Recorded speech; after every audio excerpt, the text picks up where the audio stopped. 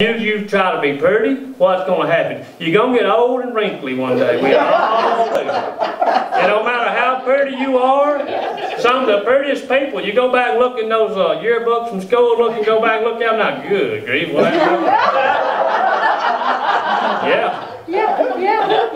When you look for a boyfriend or a girlfriend or whoever, you want them to like you for what you are and who you are, and they'll always be with you. If you get fat and ugly, they'll still love you. If they marry you for your looks, you're in trouble one day. I know a man, he was being silly, but he was a singer, and he married a wife because of her voice, and he said, he woke up the next morning and said, "Woo, sing, baby, sing."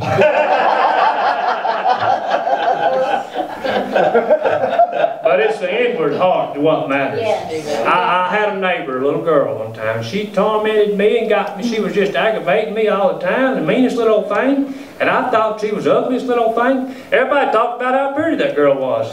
And we were little. I seen her again years later, and she was pretty. I said, oh, I guess she probably was pretty. But at the time, I honestly did not think she was pretty at all. I mean, the girl, I didn't care for the girl, you know. And so that's what you remember.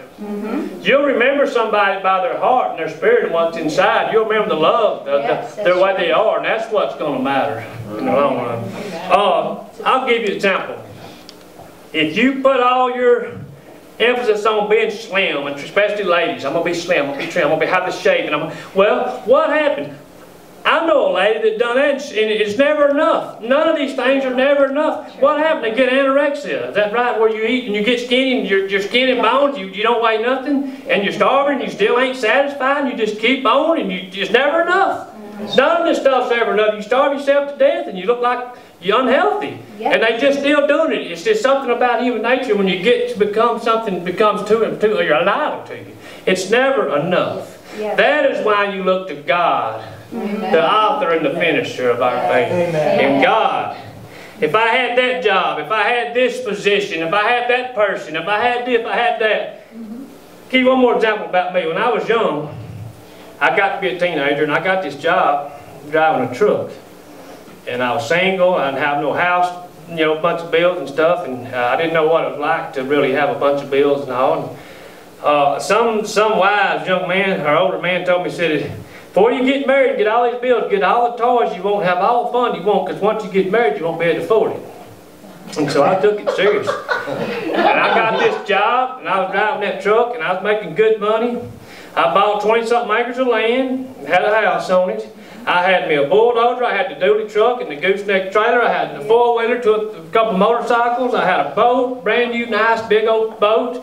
I mean, I had 6 horses, trailer, truck, I had all these toys, and I just had all kind of fun. You know, four-wheeler, dirt bikes, and street bikes.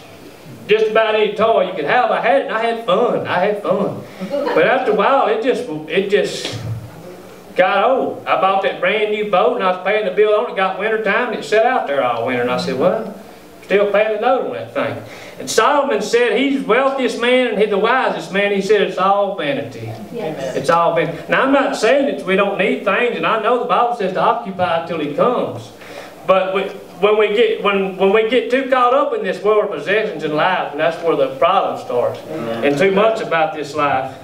And we're in this world, but we're not of this world. If we become too wrapped up in this world, what's going to happen when the rapture happens if we think we can't leave this stuff? It ain't going with you. Amen. The old country song said you've never seen a hearse with a trailer hitch. And we say, and young people especially, I can't do this. I'm not that. I can't sing good as so-and-so, or I can't play this, or I can't do that, or I'm not as good looking as so-and-so, and all those things. Like I said a while ago, what can you do? Yes. God made each and every one of us to be what we are. Be what you are and be it well. Do it good. Be the best at what you are, because only you are what God said. We're fearfully and wonderfully made. You are what you are. Be what you are. And it's about God. Amen. And pleasing God. When I die, I seen a bumper sticker one time that said, he that dies with the most toys wins.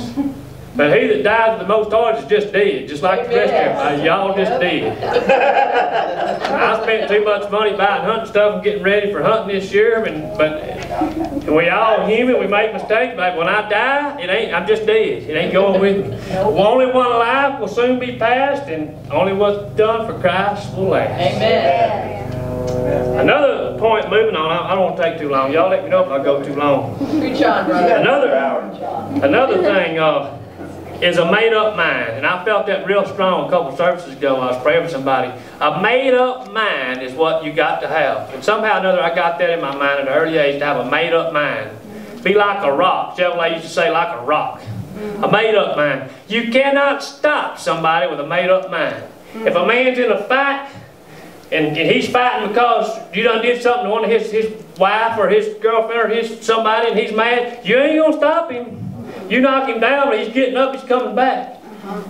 But if he's fighting and his heart ain't in it, and he really don't know what he's fighting about, he ain't gonna take much. And he's like, I'm out. This hurts a little bit, and I'm done. You know. A made-up mind. I want to give a little example. I went up elk hunting. And me being new to this and being from the South, I was driving down the road in my Jeep, and I got my binoculars, and I could see some elk up on the side of the mountain. And there was a bar up there with my binoculars, and I got some good binoculars. I told you I spent some money on stuff. And they looked almost, I thought maybe they were just deer. So I got my nice spotting scope out and mounted up and got to looking. Man, that's elk. First I thought it was an elk with a couple deer, and I said, no, them are elk. And I told my buddy about it, and he said, your first clue should have been when you couldn't see what they was, you had to get a spotting scope. You should have knew they was a long ways up there. He said, when you told me you had to have a spotting scope to see what they were, I knew you was in for it if you went after them. And I did. They were way up on the mountain, a lot more than these over here. I got up there. Well, I got the bright idea. I was tired of carrying that heavy pack. It probably weighed 30 pounds. And I said, I'm just going to take me and my gun, and I'm going after it. I'm going to stalk these things. I'm going to be quick and quiet. I'm going after it. Here I go. I got up there, finally got one, and I've got it, you know, done the things that you do when you get one, with no details for some of you might not want to hear, but it got dark on me, and I looked around and it kind of dawned on me, hey, it's dark.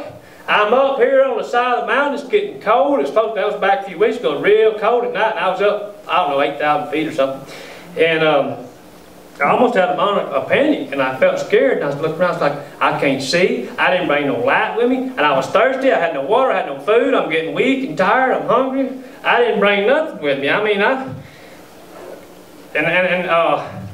I realized I got to get down from here, and I can't spend the night. I didn't have a jacket on either.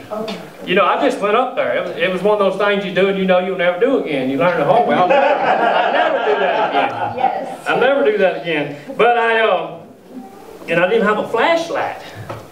It's one of those things that you think, what was I thinking? I wasn't thinking. Well, anyway, but I realized that I couldn't stay up there. And I was exhausted. I had pushed my left stuff to the limit.